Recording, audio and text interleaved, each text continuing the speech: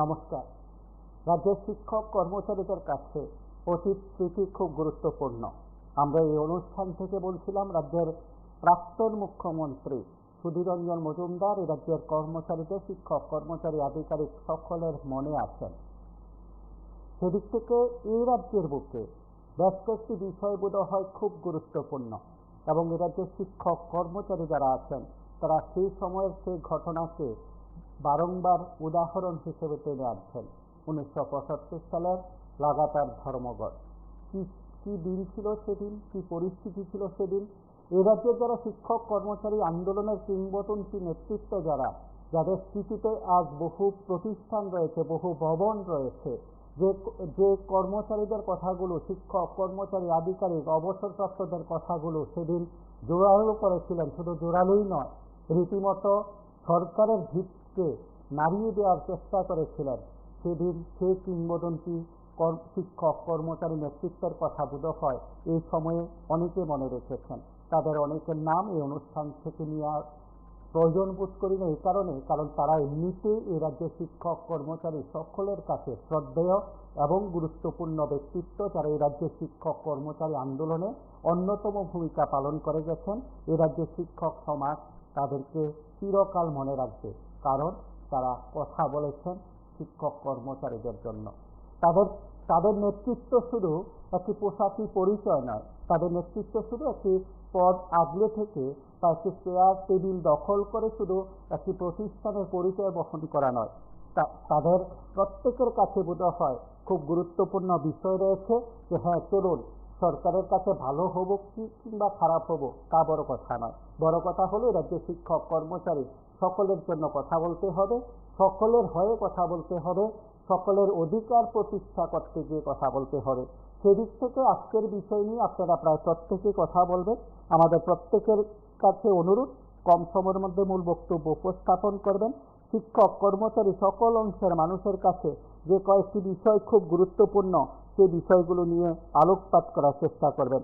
আপনারা যারা আমাদের সঙ্গে নিয়মিত থাকেন তারা তো অবশ্যই জানেন, তার বাইরে থেকে যারা আমাদের সঙ্গে কথা বলার চেষ্টা করেন, আপনারা প্রত্যেকেই চাইবেন যে নিজ বক্তব্যকে প্রতিষ্ঠিত করতে। শিক্ষক কর্মচারীদের কথা মানে তাদের ব্যক্তিগত স্বাস্থ্য সংশ্লিষ্ট বিষয় নয়।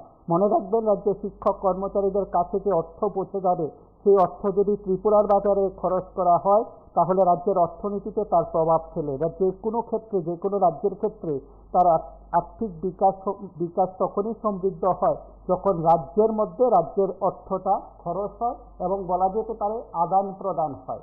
এই ক্ষেত্রে একটা অর্থনীতির ব্যাখ্যা অবশ্যই রয়েছে। যারা অর্থনীতিবিদ হয়তো তারা আরও সুন্দরভাবে তার ব্যাখ্যা দিতে পারবেন। আমরা যারা সাধারণভাবে হিসাব নিকাশ রাখি তারা প্রত্যেকে সেটা বিশ্বাস করি যে রাজ্য শিক্ষক কর্মচারীদের কাছে খুব গুরুত্বপূর্ণ বিষয় হলো যে 1975 সালে লাগাতার ধর্মঘট।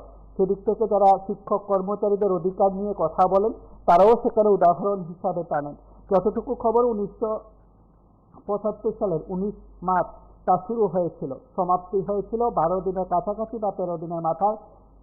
19 দিন পর্যন্ত ধর্মঘট চলছে বলে জানা গেছে। সাধারণ গ্রহণযোগ্য ধারণা হলো 13 দিন, অর্থাৎ 19 মার্চ থেকে 31 মার্চ পর্যন্ত ধর্মঘট ছিল।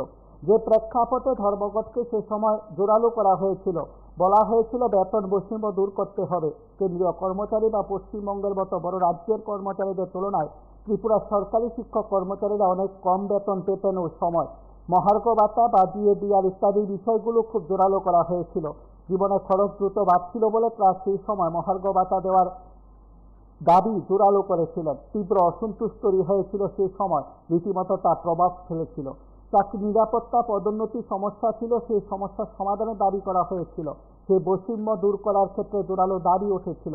রাজনৈতিক প্রেক্ষাপট তো ছিলই। 1975 সালে দেশ জুড়ে জরুরি অবস্থা চলছিল। ত্রিপুরার বামপন্থী কর্মচারী সংগঠনগুলো ক্রমশ শক্তিশালী হচ্ছিল। তারা সরকারি কর্মচারীদের একত্রিত করে দীর্ঘমেয়াদী ধর্মঘটে যেতে উৎসাহিত করেছিল বলে এখনো অনেকে মনে করেন।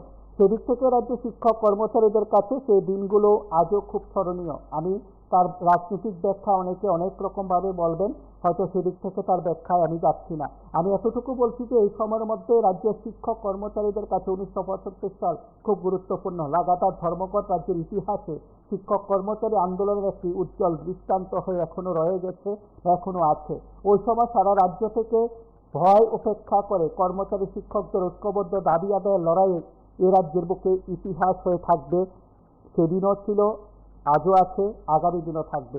ওই সময় রাজ্যের প্রাক্তন কর্মচারী নেতৃত্ব, সেই সময় অজয় বিশ্বাসদের মতো নেতৃত্ব যে দৃষ্টান্ত স্থাপন করেছিলেন তৎকালীন সরকারের কাছ থেকে দাবি আদায়ের ক্ষেত্রে, বা পরবর্তী সময় শিক্ষক কর্মচারীদের লড়াই আন্দোলন রাজনৈতিক প্রেক্ষাপটে যে প্রভাব বিস্তার করেছিল, তারপর কি হলো সরকারে, সেগুলো নানা দিক থেকে ব্যাখ্যা হতে পারে, নানা দিক থেকে তার কারণ হতে পারে। আবার কেউ কেউ বলছিলেন যে 2018 সালের আগে এ রাজ্যে শিক্ষক কর্মচারীদের একটা বিরাট অংশ তাতে গুরুত্বপূর্ণ ভূমিকা গ্রহণ করেছিলেন। যেমনটা তারা বলছিলেন যে আমাদের কেন্দ্রীয় সপ্তম বেতন কমিশনের হুবহু সুপারিশ মোতাবেক সবকিছু আমরা চাই, পাওনা করে দেওয়া হচ্ছে না। তৎকালীন মানিক সরকারের বিরুদ্ধে এক প্রকার শিক্ষক কর্মচারীদের, আমি সবাইকে বলছি না, একটা বিরাট অংশের রাস্তায় নেমে প্রতিবাদ ছিল, পদযাত্রা কর্মসূচি ছিল, কখনো কখনো অবস্থান কর্মসূচি, কখনো বা নিজেদের বক্তব্য তুলে ধরে সাংবাদিক সম্মেলনে জোরালো করার কর্মসূচি ছিল, পদযাত্রা কর্মসূচি ছিল। এই সময়ের মধ্যে রাজ্যের শিক্ষক কর্মচারীদের কাছে নানা বিষয় যখন জোরালো হচ্ছে, তখন আজকের প্রেক্ষাপটে আপনাদের প্রত্যেককে নিয়ে আমরা কথা বলবো যে 1975 সালে লাগাতার ধর্মঘট, অতীত ফিরিয়ে আনার হিম্মত আজকের শিক্ষক কর্মচারী নেতৃত্বের আছে কিনা। নমস্কার, কে বলছেন? দেখুন, শিক্ষক কর্মচারীদের জন্য আমরা দেখছিলাম অজয় বিশ্বাস তখন বামপন্থী নেতা ছিল, তখন বামপন্থী নেতা থাকাকালীনও অথচ বামপন্থী সরকারের কাছে আন্দোলনে নেমেছিল অজয় বিশ্বাস কর্মচারীর জন্য। কিন্তু দেখা গেল 2018 যে সমর খেলা, এই নেতারা দেখা গেছিল যে কর্মচারী আলোচনা করছিল, যাকে আমরা ধন্যবাদ জানাইতাম। কিন্তু দেখা গেল উনি এখন বিজেপির দালাল হয়ে গেল। বিজেপি সরকার আসার পরে উনার মুখে আর একটি কথা আমরা শুনি না, উনি রাস্তার নেতাটাকে বোঝা গেছে যাবে, কিন্তু উনি কর্মচারীর নেতা মানে কলঙ্ক। এই ধরনের নেতা থাকলে কলঙ্ক, কারণ তিনি কর্মচারীর নেতা, কর্মচারীর স্বার্থনীয় কথা যা কর্মচারী পানার জন্য নিয়ে কথা যা, কিন্তু দেখা গেল উনি বিজেপি উপভূতি নিয়ে গেল একবারে। এই ধরনের কর্মচারী নেতা থাকলে কর্মচারীরা আসলে কোনোদিনই উপকারে আসতো না।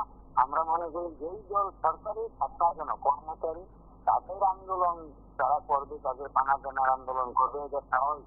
কিন্তু উনি কিন্তু দেখাচ্ছে না, কিন্তু এইটা বেড়ে গেছিল অজয় বিশ্বাস আমরা জানা মতো। এতটুকুই বলা। রাজ্যের শিক্ষক কর্মচারী আন্দোলনে নেতৃত্ব যারা আছেন তাদের প্রত্যেকের কাছে অবশ্যই আমার প্রত্যেকের প্রতি সম্মান রেখে বলছি, আপনারা কি সময় উপযোগী সিদ্ধান্ত গ্রহণ করে বড় পদক্ষেপ নেওয়ার মতন সাহসী অবস্থানে আছেন? এই প্রশ্নটা রাজ্যের শিক্ষক কর্মচারীদের একটা বিরাট অংশের। কারণ এই সময়ের মধ্যে যদি বলা যায়, হয়তো অনেকেই বলছেন, উদাহরণ হিসাবে বলছেন, সংবাদে উঠে আসছে যে রাজ্যে বর্তমান সরকারের সময় একটা সম্মানজনক ভাতার অবস্থানে মন্ত্রী, বিধায়ক, জনপ্রতিনিধিরা গেছেন। সব জনপ্রতিনিধিরা নয়, সর্বশেষ এডিসির জনপ্রতিনিধিরা একটা সম্মানজনক আর্থিক অবস্থানে তারা পৌঁছে গেছেন, যেটা অর্থনীতির ভাষায় কয় আর্থিক সুশৃঙ্খলতা। সেদিক থেকে রাজ্যের জনপ্রতিনিধিদের ক্ষেত্রে, মন্ত্রীদের ক্ষেত্রে দুইবার সেই সুযোগ এলেও এ রাজ্যের শিক্ষক কর্মচারীদের কাছে কেন সেই সুযোগ আসবে না? উদাহরণটা এই কারণে এসছে যে একজন মুখ্যমন্ত্রী, একজন অন্যান্য মন্ত্রী, ক্যাবিনেট মিনিস্টার যারা আছেন, তারা বিধায়ক কিংবা এডিসির যারা জনপ্রতিনিধি, অন্য রাজ্যের সঙ্গে তারা তুলনা করেন। অন্য রাজ্যে এত টাকা পায় মুখ্যমন্ত্রী, আমাদের রাজ্যে এত পায়, ভালো কথা। অন্য রাজ্যে যদি 1.5 লাখ টাকা মুখ্যমন্ত্রী পান, ত্রিপুরা যেতে পারেন, তাহলে এই কথাও তো বলা যেতে পারে যে বিজেপি শাসিত অন্যান্য রাজ্যে 55% ডিএ মিলছে, ডিআর মিলছে, ত্রিপুরায় বিজেপি শাসিত রাজ্যে এখানেও কথাটা স্বাভাবিক। নমস্কার, কে বলছেন?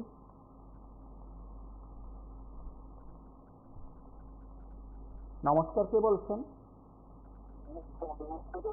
শিক্ষক কর্মচারী যে বিষয়টা 1975 সালে লাগাতার ধর্মঘট থেকে আবার শুনছিলাম, কিন্তু আসলে সেই শূন্যতা এখন কিছু রাজ্য হয়নি। কারণ যদি সরকার শাসিত রাজ্যগুলোর মধ্যে কোনো কর্মচারী সংগঠন যদি হচ্ছে পয়সাটা থাকতো, তাহলে সেটা কিন্তু গণতান্ত্রিক পদ্ধতির মাধ্যমে গ্রহণ করতে পারছে। বিষয়টা এই ত্রিপুরা রাজ্য কর্মচারী বিষয়টা দুই নম্বরে আসামে সর্বোচ্চ শিক্ষকরা নিয়মিতকরণ করেছে, অনিয়মিত কর্মচারীকে নিয়মিত করেছে। কিন্তু কি করেছে কোটাই বাংলাদেশ সরকার সবসময় দিনগত বিস্তৃতি নিয়ে মানুষের সাথে সহায়তা করে 2018 থেকে 2025 সাল পর্যন্ত ক্ষমতা তারা দখল করে নিয়েছে। কিন্তু তারা সবচেয়ে লাভবান হয়েছে এই রাজ্যের যারা নেতৃত্ব করেছে বিধায়ক মধ্যে তাদের বেতন ভাতা 2 বছর সাব্যস্ত 2 বার হলো। আর তৃতীয় নাম্বার আমরা যারা নেতৃত্ব করে উপর লেভেল থেকে নিচে লেভেল পর্যন্ত যারা রাজ্যে, কিন্তু তারা এখন কোটিপতি হয়ে গেল, সাধারণ মানুষ ফকির হয়ে গেল। আর শিক্ষক কর্মচারীর কথা বলতে গেলে তো আমরা তারা এখন কোনো কথা বলতে পারে না, তারা কথা বলতে গেলে সাথে না মায়ের সাথেও অন্ধকার আক্রান্ত হয়। যারা এখানে ভারতীয় হয় এরকম শিক্ষকরা লেভেলে আছে। কারণ দেখা যাচ্ছে তারা যখন আন্দোলন করছে তাকে বাড়ি করে কিন্তু প্রশাসন কোনো ভূমিকা গ্রহণ করে না। কারণ ভারতবর্ষে একটা ধর্মনিরপেক্ষ গণতান্ত্রিক মাধ্যমে কিন্তু আন্দোলন ধর্মঘট করতে পারে, কিন্তু এই সরকার সেটা কিন্তু মানে আমরা দেখলাম 2018 সালের নির্বাচনের পর থেকে দিবস যেটাকে ভারতের মানে ভোট আন্দোলনের পরে 8 ঘন্টা বা 10 ঘন্টা সেটাকে আন্দোলনের মধ্য দিয়ে কিন্তু সেটা শিক্ষক কর্মচারী সবাই কিন্তু অংশগ্রহণ, তারা ভারতবর্ষের মানুষের মধ্যে কিন্তু আওতার মধ্যে পড়ে যারা বিক্রি করে তারাও করে। কিন্তু কিন্তু সরকার আসার পরে ব্যাংক করে দিল বা সেটাকে বন্ধ করে দিয়েছে, সরকারি কর্মচারীরা তারা বন্ধ পেয়েছিল। আসলে এই সরকারের একটা শিক্ষা প্রতিশ্রুতি দিন তারা কোনো লড়াই সামাজিক দিন একটা ভারতবর্ষের মধ্যে তাদের দিলাম, সুতরাং যে মানুষের সাথে যে ধরনের প্রতারণা করে গেল যেসব স্কুলগুলা কলেজগুলা রাস্তাগুলা অঙ্গনওয়াড়িগুলা সেন্টারগুলো হয়ে গেল হয়ে গেল, কিন্তু সরকার এখনো নিয়ে যদি কাজ করার মতো সেটা যদি ওখানে করতে পারে যদি আমাদের সুখের সামনে দিতে স্কুলগুলার সব ছাত্র আছে শিক্ষক নেই, ছাত্র আছে সেদিন নেই, জল ভর্তি কোথাও নেই ব্যস্ত হয়ে গেল। কিন্তু আসলে তারা বিজেপি সরকার কোনো শান্তি নেই, কিন্তু তাদের দিয়ে রাজ্যের মানুষ আর কতদিন থাকবে সেটা কিন্তু বৃহত্তর আন্দোলন করার দরকার। সমস্ত মানুষ তারা শিক্ষক কর্মচারী হলো না, এরা কিন্তু বেকার যুবক যুবতী কারণ বছরে 50,000 চাকরি দেওয়ার কথা ছিল, তাদের কথা কিন্তু কোনো জনগণের কথা না। বেকার শ্রমিক তাদের কথা কিন্তু সবকিছু আমরা স্বাভাবিক বাজাতে লাগে, কারণ পুরানো কথার মধ্যে দিতে লাগে, কিন্তু না হলে হয় না। কারণ সরকার আসার পরে রাজ্যের শিক্ষক কর্মচারীদের কাছে যে কয়েকটি বিষয় খুব গুরুত্বপূর্ণ, সেই কথাগুলো হচ্ছে এই সময়ের মধ্যে শিক্ষক কর্মচারীদের দাবি পূরণ হবে কিনা। নমস্কার, কে বলছেন? হ্যাঁ দাদা নমস্কার। বিপ্লব কুমার দেব যখন মুখ্যমন্ত্রী হলেন তখন তার ঠিকমতো এজমা জারি আছে, এটা এজমা যে জারি আছে এটা প্রত্যাখ্যান হয়েছে কিনা আমরা জানি না, এটা গেল একটা ঘটনা। আর এখন শাসকের সমর রায়ের কথা আগেও আরেক বক্তা আমার মতন সমর রায়ের কথাটা উনি যদি লেজিসলেটিভটা ছেড়ে দিয়ে সমান্তরাল ভাবে আগে যেভাবে করেছেন সেভাবে যদি বিশেষ করে এখন বর্তমানে অজয় বিশ্বাস তো খুব ভার মানে ওনার নেতৃত্বে 75 যেটা হয়েছে আমরাও শুনেছি। ওনার নেতৃত্বে আমার বাবা 75 ধর্মঘটে একজন প্রতিনিধি ছিল, একজন তখন ওনার একটা ইনসিডেন্ট তৎকালীন সময়ে 75 ধর্মঘটে যেই কর্মচারী সামিল হয়েছিলেন তখন তাদের একটা ইনসিডেন্ট খর্ব হয়েছিল, সেটা কিন্তু নিউটন চক্রবর্তী আর দেন নাই এবং 5 বছরের কংগ্রেস পরের 25 বছরের সিপিএম কখনোই সেটা কিন্তু দেন নাই। সুতরাং আমরা এটা বলতে যাই যে আমার এটা বক্তব্য যে সমর রায় এখানে পুরানো যে কর্মচারী নেতৃত্ব যারা আছেন এর মধ্যে আর বক্তব্য যিনি আছেন সমর রায়, উনি যদি একটু ব্যক্তি পেছনটা চিন্তা করে যদি কথা বলতেন আমার মনে হয় অনেক কর্মচারী ওনার সাথে আসতেন। কারণ উনি তো এখন সিআরপিসি চেয়ারম্যান হয়ে উনি আর কোনো কিছুই বলেন না। তো আর উনি ছাড়া আমার জানা মতে কর্মচারীর নেতৃত্বে ভালো কোনো আন্দোলন করা ব্যক্তি আমার চোখে পড়ে না। আরেকজন ছিল উনি এখন বয়সের ভারে একদম নদী হয়ে গেছেন, যার কারণে ওনাকে আমরা পাই না। তো এটাই বলবো দাদা যে যদি এজমাটা প্রত্যাখ্যান হয়ে থাকে এটা আপনারা জানাবেন। এজমা প্রত্যাখ্যান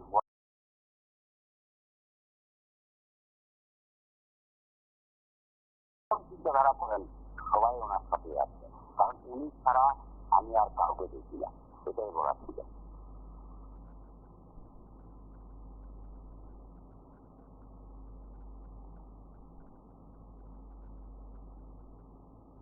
আমরা কিছু বক্তব্য শুনবো যে সম্প্রতি বিভিন্ন সময় নেতৃত্ব বক্তব্য রেখেছিলেন, তার পাশাপাশি আপনাদের কথাও শুনবো।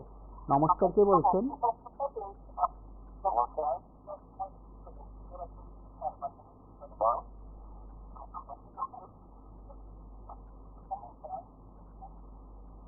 দাদা, আপনার কথা বলুন, আপনার লাইভে কি বলছেন এটা শুনতে হবে না। আপনার বক্তব্য রাখুন।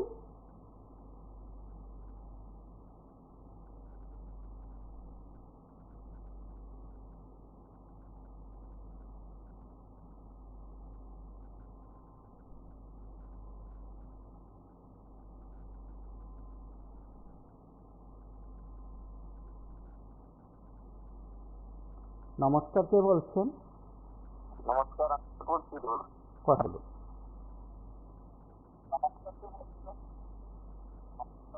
টিভি সাউন্ড বন্ধ করে কথা বলুন। হ্যালো, টিভি সাউন্ড বন্ধ করে কথা বলুন। আমি বলছিলাম কি, কথা হচ্ছে তো? শোনা যাচ্ছে।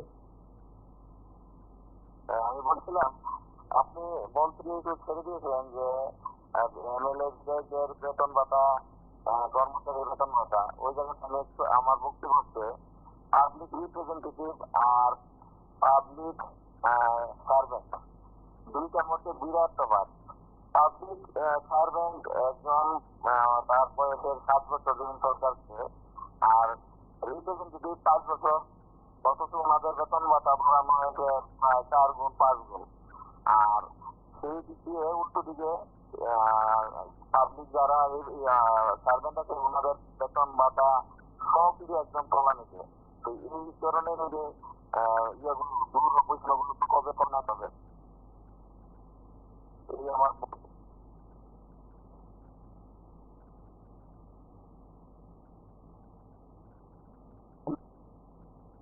আমাদের রাজ্যের পেনশনার ও পারিবারিক পেনশনারদের দীর্ঘদিনের যে দাবি এখনো পূরণ করা হয়নি, এই দাবিগুলির পরিপ্রেক্ষিতে আমরা এর আগে রাজ্য সরকারের বিভিন্ন পর্যায়ে রাজ্যের মাননীয় মুখ্যমন্ত্রী এবং অর্থমন্ত্রী এবং আমাদের রাজ্যের মুখ্য সচিবের নিকট মেমোরেন্ডাম, চিঠি এবং দাবি সনদ আমরা দিয়েছি এবং অনুরোধ করেছিলাম আমাদের সাক্ষাৎকার আলোচনার জন্য। বারবার সাক্ষাৎকার আলোচনার জন্য দাবি করেও আমরা এখন পর্যন্ত আলোচনা করার সুযোগ পাইনি, আমাদের সুযোগ দেওয়া হয়নি। গত আমাদের 45তম বার্ষিক সাধারণ সভায় রাজ্যের বিভিন্ন প্রান্ত থেকে প্রতিনিধিরা যারা এসেছিলেন, সার্বিক আলোচনার মধ্যে দিয়ে আমরা 23 দফা দাবি আমরা নিয়েছি এবং এই 23 দফা দাবির ভিত্তিতে 7ই ফেব্রুয়ারি আগরতলা ওরিয়েন্ট চৌমুহনীতে 2 ঘন্টার গণ অবস্থান আমরা করেছি এবং গণ অবস্থান থেকে সার্বিক সমর্থন সহ রাজ্যের মাননীয় মুখ্যমন্ত্রীর কাছে পুনরায় আমরা আমাদের মেমোরেন্ডাম দিয়েছি এবং ওনার সঙ্গে আলোচনা করার জন্য আমরা সময় চেয়ে সুযোগ চেয়ে অনুরোধ করেছি, কিন্তু এখন পর্যন্ত সেই সুযোগ আমরা পাইনি। তার পরিপ্রেক্ষিতে আমাদের সংগঠনের মানে জিপিএসির ওয়ার্কিং কমিটি এবং সম্পাদক মণ্ডলী বারবার সেটা নিয়ে আলোচনা হয়েছে। আলোচনার মধ্যে দিয়ে আমরা এই সিদ্ধান্তে উপনীত হয়েছি আমাদের রাজ্যের বিভিন্ন ইউনিট এবং বিভিন্ন জোনাল থেকে প্রতিনিধিদের নিয়ে আমরা একটা জরুরি আমাদের সাংগঠনিক কনভেনশন, রাজ্যভিত্তিক সাংগঠনিক কনভেনশন করার সিদ্ধান্ত আমরা গ্রহণ করেছি। আজ 26শে আগস্ট আমরা সেই রাজ্যভিত্তিক সাংগঠনিক কনভেনশনে মিলিত হয়েছি। এই সাংগঠনিক কনভেনশনে আমাদের রাজ্যের বিভিন্ন যে ইউনিটগুলি রয়েছে, প্রত্যেকটা ইউনিট থেকে প্রতিটি মহকুমার থেকে 2 জন করে কথা বলুন। ঘটনা হচ্ছে বিগত 5 দিন ধরে অনেক কর্মচারীদের বিষয়ে যে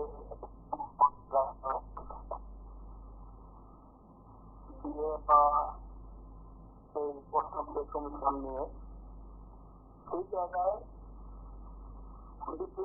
আমাদের রিকোয়েস্ট থাকবে, অনুরোধ থাকবে যে রাজ্যের অনিয়মিত কর্মচারীদের বিষয়ে একটু আলোচনা করার জন্য।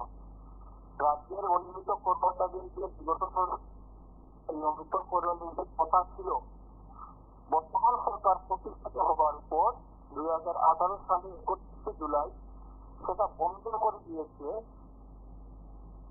বলা হয়েছিল, সেই মেমোরেন্ডামে বলা হয়েছিল যে রিভিউ করা হবে। আজকে 7.5 বছর 8 বছর চলে যাচ্ছে। প্রথম ট্রাম চলে গেল 5 বছরের, দ্বিতীয় ট্রাম্পের 2.5 বছর চলে যাচ্ছে, একজন অনিয়মিত কর্মচারী নিয়মিত করা হলো না। বিজেপি শাসিত বিভিন্ন রাজ্যে অনিয়মিত কর্মচারী নিয়মিত করা হচ্ছে, কিন্তু কিছুটা রাজ্যে ব্যতিক্রমী সিদ্ধান্ত নিল বর্তমান সরকার, অনিয়মিত কর্মচারীদের রেজিস্ট্রেশন বন্ধ করেছে। আপনাদের চ্যানেলের মাধ্যমে আমাদের অনুরোধ থাকবে, আগামী সেপ্টেম্বর মাসের যে 29 তারিখ যে অধিবেশন থাকবে, সেই অধিবেশনে অনিয়মিত কর্মচারীদের নিয়মিত করার একটা সিদ্ধান্ত গ্রহণ করা হবে আশা করি।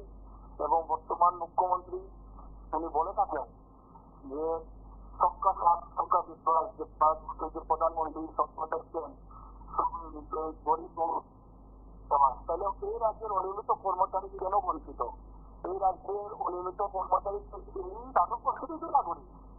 যদি অনিয়মিত কর্মচারীর যদি আর্থিক না হয় বা অনিয়মিত কর্মচারীদের জীবন জীবিকা যদি উন্নত না হয়, তাহলে ত্রিপুরা কি করে হবে? এই রাজ্যের সরকারের যত ধরনের কাজ আছে সেটা বাস্তবায়িত করার ক্ষেত্রে অনিয়মিত কর্মচারীদের একটা ভূমিকা থাকে। সরকারের যা পরিকল্পনা মানুষের কাছে পৌঁছে দেওয়ার, সেটা অনিয়মিত কর্মচারীদের হাতে কাজ হয়। তাহলে আমাদের দাবি থাকবে আপনাদের চ্যানেলের মাধ্যমে যে আমাদের অনিয়মিত কর্মচারী অতি সত্য নিয়মিত করা হোক। অঞ্চলের আগে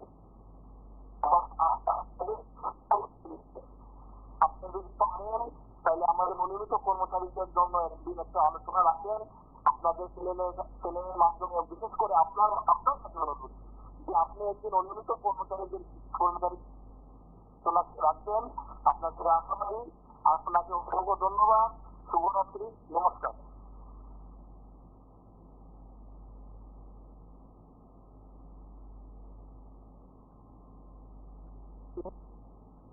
কুমার থেকে 2 জন করে প্রতিনিধি যেমন থাকবেন, আমাদের আগরতলা শহরতলির যে 10টি জোনাল কমিটি রয়েছে, সেই জোনাল কমিটি থেকেও কুমার দাস বলছি। দেখুন, আমার বলা হলো আমাদের দেশে আমরা যা যা সাথে উপলব্ধি করতেছি, আমরা থেকে 3 ধরনের শাসক। একটা হইলো যারা দেশ স্বাধীন হবার আগে বা আজকের দিনও যারা আমাদের দেশটাকে কব্জা করে রাখছে, এই হইলো একটা শাসক। যারা রাস্তা ঘাটায় এই ভারতবর্ষে এবং সরকার আনে, তারা কথা বুঝেছি। আর একটা হইলো তারা পয়সা, তারা শাসক ঘটায় পিএম নানা ধরনের এমএল মন্ত্রী, তারা আরেক ধরনের শাসক। আর একটা শাসক হলো কর্মচারীরা, যারা সরকারি ব্যবস্থার মধ্যে যুক্ত হয়ে যায়, সরকারি চাকরি পায়। তো এই যে 3 ধরনের শাসক, তাদের শোষণের নীতিতে একটা ভারতবর্ষরা নজর হয়ে গেছে। কারণ প্রযুক্ত সরকার পায়, শাসকদের পায়, এই কারণে দেশটার 2টা পার্টের ভাগ হয়েছে। যারা শ্রমিক, বিভিন্ন নেতা, বিভিন্ন রিসোর্সের গাড়ি শ্রমিক, মানে এই ধরনের যারা শ্রমিক, কাজকর্ম করে বাচ্চায় সাধারণ মহিলা যারা তারা দেশে বঞ্চিত হইতেছে। তারা দেশকে পরিবর্তন করার জন্য আজকে এই পার্টির মধ্যে, কালকে ওই পার্টির মধ্যে, কালকে ওই পার্টির মধ্যে, কিন্তু দেখা যায় এই কর্মচারীরাও তাদের সাথে মিল্লামিশে যুক্ত হইয়া এই ভারতবর্ষকে খুব খারাপ দিকে নিয়ে যেতেছে। মানে দারিদ্র থেকে দারিদ্রের দিকে নিয়ে যেত। আপনার কাছে আপনি হয়তো বুঝবেন, আপনার সাংবাদিক, এই যে কর্মচারীরা তারা যদি নিজেরা কথা নিয়ে ভাবে, পেনশনার্থীরা ভাবে শুধু ব্যক্তিগত ভাবে, তারা যে সন্তানরা ঘরে বেকার রয়েছে, মেয়েরা বেকার রয়েছে, মেয়ে জামাই রাস্তা রয়েছে, আত্মীয় বেকার রয়েছে, তাদের ভবিষ্যৎ থেকে তারা কিন্তু এই যে সাধারণ মানুষের যে পরামর্শ দেওয়ার কথা, ডাক্তারদের কথা আমরা চলি, সরকারি কর্মচারীরা আন্দোলনের আমরা বেশিরভাগ আমরা এই পরিচালনাতে যুক্ত হই। তারাই আজকে এই দেশটা নষ্ট করতে হবে।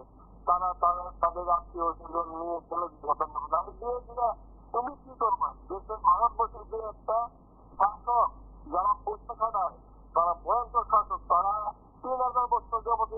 তারা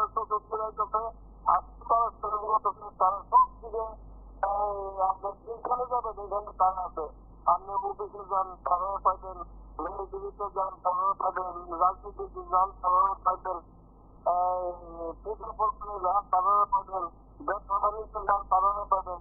এই শাসকের যে ধর্ম শাসক, তারা দেশটাকে শান্তি হতো আর তাদের লোকে তাল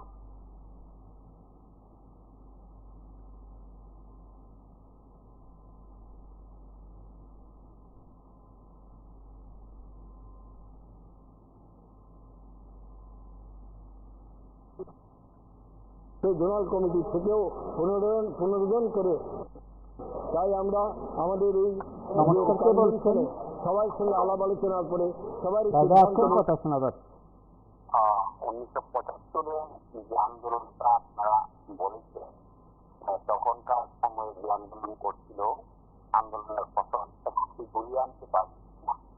আচ্ছা, আপনারা বলুন তো, আপনাদের কাছে আমাদের একটা প্রশ্ন, আপনারা কিন্তু সাংবাদিকতা করেন, এখন কিন্তু টিভির ফুটেজ কিন্তু আপনারা দেখার ঘটনা না, যেগুলো একটু আমাদেরকে বলে দিন, তাহলে আমরা খুশি হবো। 75-এ কতটা গাড়ি পড়েছিল আন্দোলনের জন্য।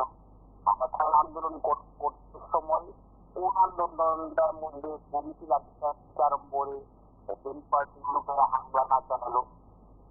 তখন দেখা গেল যে কর্মচারী কোনো আন্দোলনই করলো, ওপেন পার্টি ছাড়া তারা কোনো আন্দোলনই করলো, তখন দেখা গেল ওপেন পার্টি এবং পাশাপাশি পুলিশ সরকার মিলে সেই আন্দোলনটাকে তছনছ করে দেওয়ার জন্য তাদেরকে হামলাবাজি করে তাদের আহত হচ্ছে। যারা আন্দোলনে যায় তাদের বাড়ি ঘর পর্যন্ত কমিয়ে দেওয়া হচ্ছে, ভেঙে চুরি দেওয়া হচ্ছে। আপনাদের আমরা দেখতে পেয়েছিলাম। তাহলে এখন 75-এর আন্দোলন কিভাবে ঘুরিয়ে আনবে এই কথা আপনারা একবার বলুন। এখন তো জঙ্গলযুদ্ধ কাহিনী চলছে, এখন তো এখন তো মানুষের কি না গণতন্ত্র আছে কি? আমার তো মনে হয় মনে হয় না। যারাই কোনো আন্দোলন করে তাদেরকে পুলিশ দিয়ে শিখায়, পাশাপাশি তাদের রাজনৈতিক দলের পার্টি তারা গিয়ে শিখায়। ছাত্র আন্দোলন করলে ছাত্রদের শিখায়, কিংবা চাকরির জন্য আন্দোলন করে পাস করতে তাদেরকে শিখায়। শিক্ষা খাইছে না আন্দোলনের পরে এমন কোনো পার্টি কি আছে কি, এমন কোনো দল আছে কি এই বিরোধিতা বলে? বরং তো কয়টা 75-এর কয়টা সংগঠন তারা আন্দোলন করতে সরকার পক্ষের মানুষ এমনকি বমনাথী সিদ্ধি ভুটেকা এটা যেমন দেখাচ্ছে, আপনারা দেখেন অন্যান্য কাজ থেকে এগুলি ঘুরিয়ে নিয়ে দেখান যে আগের আন্দোলন এখন আন্দোলন কি কারণে হয় না। আমার মনে হয় আপনারা সঠিকভাবে বলে দিতে পারবেন কি কারণে এখন আন্দোলন সঠিকভাবে করতে পারে না। কারণ আন্দোলন করার মতো গণতন্ত্র এখন নাই। আগে কিন্তু গণতন্ত্র ছিল যে মাননীয় যে বিরোধী দল তখন বামফ্রন্টের সময় বিরোধী দলের কংগ্রেসের বড় সমর্থনে যে কর্মচারী ফেডারেশন ছিল, ওই ফেডারেশনের নেতারা যখন আন্দোলন করেছিল তাদেরকে আন্দোলনের মধ্যে কি মাইকিং করে দেওয়া হয়েছিল অথবা পুলিশ দিয়ে হামলা করা হয়েছিল, তারা নিয়মে আন্দোলন করেছিল। পয়সা ফুটে আপনারা দেখা সেভাবে মুখে বললেও না, দেখা তারাও কিন্তু করেছিল। সেই কথাটা বললে তাহলে আমরা বিশ্বাস করবো। এখন যে দরকার আসলো তার সময় বলে ওই সময় মানে বামফ্রন্টের আমলে বিভিন্ন গণ্ডগোল, বামফ্রন্টের আমলে বিজেপির নাম নিয়ে আমরা ঠিক চাই। বিজেপির দল আক্রান্ত হয়েছে, বিজেপির দল মানে ক্ষতিগ্রস্ত হয়েছে, সেটা তো প্রমাণই নেই। তিনি মোটরজির সামনে দেখাতে পারবেন, ওরা মুখে যা বলে সব খাবার নিয়ে কথা বলে। যে কথাটা বললাম, এখন আন্দোলন এরকম এই কারণেই হয় না, কারণ আন্দোলনের নামলেই কিন্তু করা হয়। 75 আন্দোলন কিন্তু শিক্ষক সমাজ আর করতে পারবে না। শিক্ষক সমাজ গণতন্ত্র একদম পুরোপুরি ভাবে বাইরে দিচ্ছে। এখন তারা যাবেন তার মান্য চলতে দিব, এরকমই নিয়ম চলছে। কারণ এর মধ্যে চলছে একটা দল নতুন করে তৈরি হচ্ছে, সেটা ইসলামী দল। সেই দলটা কিন্তু বিজেপি দলকে ধাক্কা দিয়ে ধরে যাবে। যখনই তাদের ভোটের প্রার্থী কমে যায় তখন শিক্ষা দল মিলে তাকে ধরে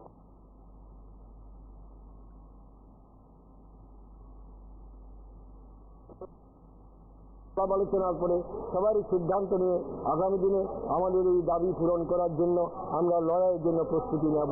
এর মধ্যে যদি রয়েছে মুখ্যত দাবিগুলো হলো বকেয়া মহার্ঘ রিলিফ অক্টোবর 2025-এর মধ্যে মঞ্জুর করা।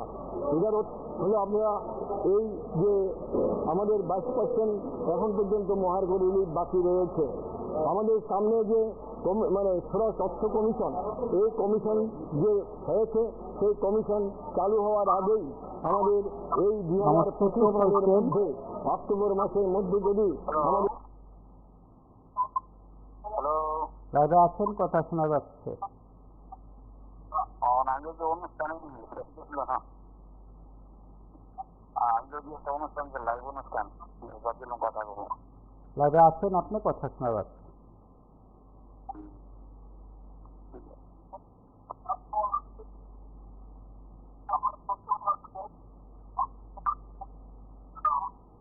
হ্যালো, আপনি লাইভে আছেন তো? হ্যাঁ হ্যাঁ, আপনি অন্য কোনো মাধ্যম থেকে কথা শুনবেন না, আপনার কথা বলুন। হ্যাঁ বলছিলাম 1975 যে লাগাতার ধর্মঘট নিয়ে যে আপনারা যে আজকে লাইভ শো করছেন, এই অনুষ্ঠানে আমরা দেখছি এবং সেটা খুব ভালো লাগবে। কথা হলো 1975-এর যে কর্মচারীগণ ঐক্যবদ্ধ হয়েছিলেন, সেই সময় যে কর্মচারীরা শোষণ বঞ্চনার যে শিকার হয়েছিলেন, সেটা মাথা থেকে তারা ঐক্যবদ্ধ হতে পেরেছিলেন এবং একটা আন্দোলন গড়ে তুলেছিলেন। পরবর্তী সময়ে রাজ্যের কর্মচারীরা, এরপরে আমরা দেখেছিলাম যে রাজ্যের তৎকালীন মুখ্যমন্ত্রী 88 সময়ের পর যে মুখ্যমন্ত্রী হয়েছিলেন রাজ্যের সুধীররঞ্জন মজুমদার, উনি ক্ষমতায় আসার পর রাজ্যের যে সকল কর্মচারী যে বঞ্চনা দেখিয়ে দিলেছেন পে কমিশনের মাধ্যমে। এরপর আমরা রাজ্যে পরবর্তী সময়ে যে বামফ্রন্ট সরকার ছিলেন এবং বর্তমানে যে আমাদের বিজেপি সরকার আছেন ক্ষমতায়, এই দুই সরকারের আমলে রাজ্যের কর্মচারীরা কোনো পে কমিশন পায়নি।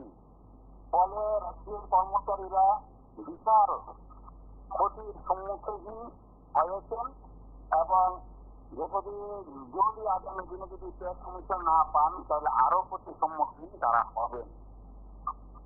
এরপর রাজ্যের বর্তমান সরকার 2018 সালে ক্ষমতায় আসার পূর্বে কর্মচারীদের জন্য যে সব ঘোষণা করেছিলেন, সেই ঘোষণা কিন্তু বর্তমান রাজ্য সরকারও দিতে পারেনি। বিশেষ করে যেমন আমরা দেখেছি যে রাজ্যের যে ক্লাব শিক্ষক আছেন যারা, তাদেরকে নিয়মিতকরণ করবেন, কোনো তাদেরকে চাকরি পাতায় শিক্ষা দেওয়া হবে না এবং অন্যান্য যেমন ফিক্স কর্মচারী যারা আছেন সে ফিক্স পাতা তুলে দিবেন এবং রাজ্যের অনিয়মিত কর্মচারী, বিশাল অংশের যে একটা অনিয়মিত কর্মচারী আছে তাদেরকে নিয়মিতকরণ করবেন। কিন্তু আমরা দেখতে পেলাম 8 বছর গত হয়ে গেলেও পে কমিশন দেওয়া হয়নি। পাশাপাশি যে কর্মচারীদের নিয়োগ কথা ছিল সেটি বহাল হয়েছে এবং যে সকল কর্মচারীরা আছে যে শিক্ষকরা, তাদেরকে শিক্ষে চাকরি দেওয়া হচ্ছে। পাশাপাশি রাজ্যের অনিয়মিত কর্মচারীদের যে নিয়মিতকরণ যে স্কিমটা ছিল 2018 সালে জুলাই মাসের 31 তারিখ সেটাও রদ করে দিয়েছে। ফলে রাজ্যের শিক্ষক কর্মচারী এবং অনিয়মিত কর্মচারীরা বিশাল ক্ষতির সম্মুখীন হয়েছেন। এর জন্য যদি রাজ্য সরকার যদি মনে করে যে রাজ্য সরকার কর্মচারী এবং অনিয়মিত কর্মচারীদের সমস্যা দূরীকরণ করবে না, তাহলে আগামী দিনে কর্মচারীরা এবং অনিয়মিত কর্মচারীরা ঐক্যবদ্ধ হয়ে আন্দোলনে নামার ছাড়া কোনো রাস্তা নেই। যদি পরিস্থিতি তৈরি হয় তাহলে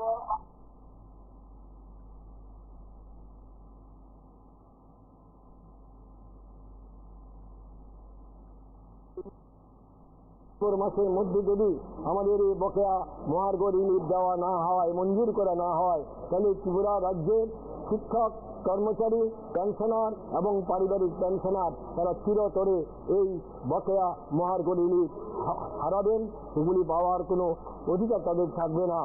তাই আমরা এই গভর্নমেন্ট পেনশন অ্যাসোসিয়েশন মুখ্যত দাবি করছে রাজ্য সরকারের কাছে এই স্বচ্ছ কমিশন শুরু হওয়ার আগেই আমাদের এই বকেয়া মহার্ঘ রিলিফ 22% মহার্ঘ রিলিফ অক্টোবর মাসের মধ্যে মঞ্জুর করার দাবি আমরা রাখছি। দ্বিতীয়ত, পূর্ব প্রতিশ্রুতি মতো 7ম বেতন কমিশনের সুপারিশ কার্যকর করা। 7ম বেতন কমিশনের যে সুপারিশ ছিল সেই সুপারিশগুলো সেখানে সরকার বলেছিলেন যে সেগুলিকে তারা কার্যকরী করবেন, কিন্তু দেখা গেছে এখন পর্যন্ত সমস্ত সুপারিশ কার্যকরী হয়নি। ফলে একটা ব্যাপক অংশের পেনশনার, পারিবারিক পেনশনার এবং শিক্ষক কর্মচারীরা তাদের বঞ্চিত হচ্ছেন, আর্থিকভাবে বঞ্চিত হচ্ছেন। আমরা দাবি করছি সেই সুপারিশগুলো কার্যকরী করে রাজ্যের শিক্ষক, কর্মচারী, পেনশনার ও পারিবারিক পেনশনারদের তাদের যে ন্যায্য প্রাপ্য যাতে পেতে পারে সেই ব্যবস্থা করার জন্য রাজ্য সরকারের কাছে আমরা দাবি করেছি, অনুরোধ করে আসছি।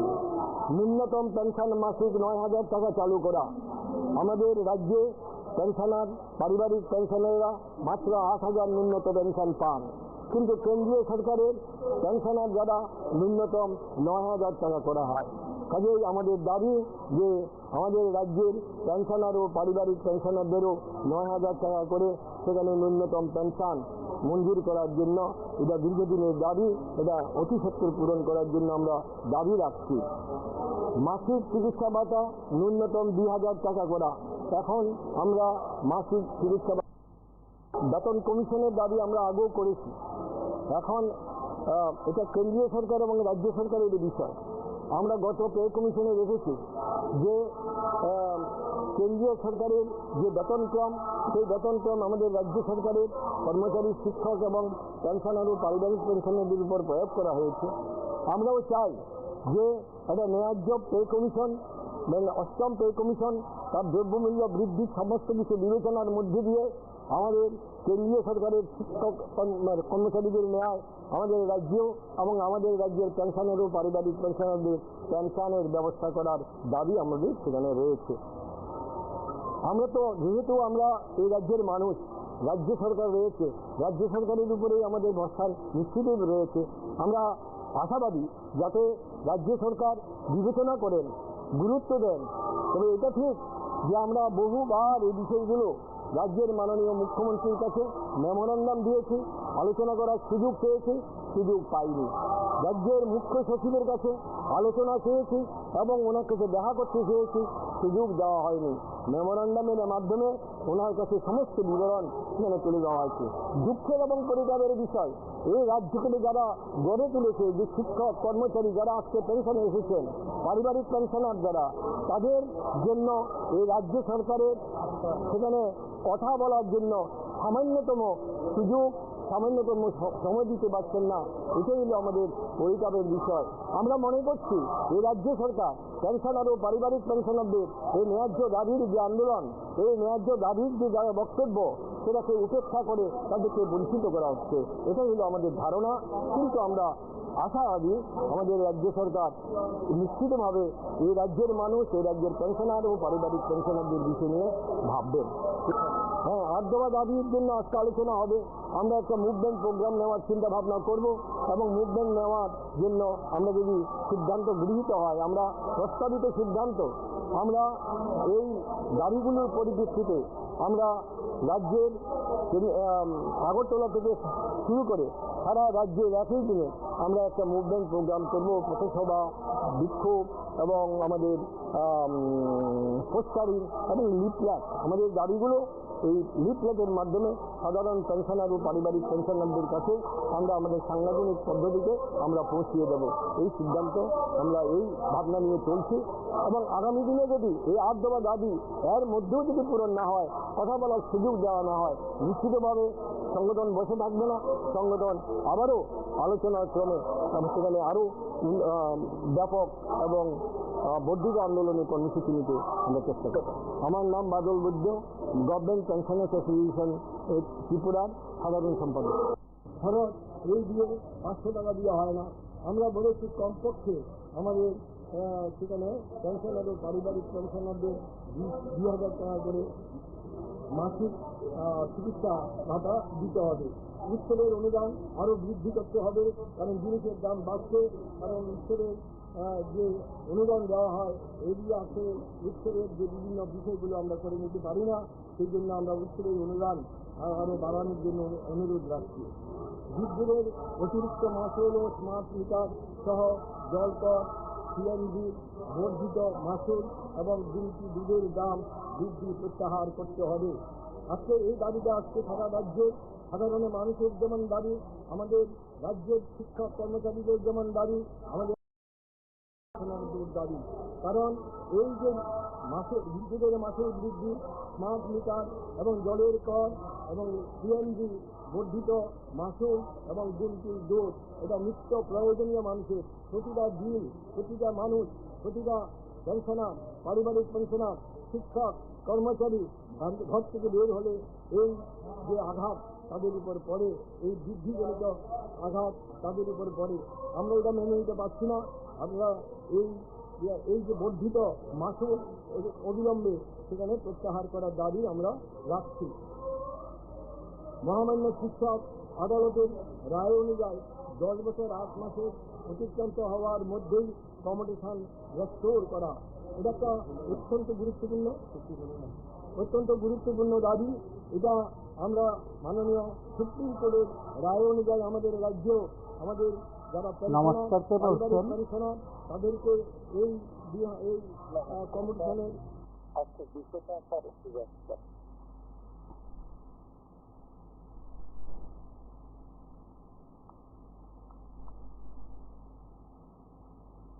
আপনার কথা বলুন। হ্যালো হ্যালো বিষয়টা জানতাম, আওয়াজটা আজকের বিষয় হচ্ছে রাজ্যের শিক্ষক কর্মচারীদের কাছে 1975 সালে লাগাতার ধর্মঘট গুরুত্বপূর্ণ বিষয়। প্রশ্ন হলো, আজকের দিনে আজকের শিক্ষক কর্মচারী নেতৃত্বের কি হিম্মত রয়েছে সেই ধরনের কর্মসূচি বা অতীত ফিরিয়ে আনা?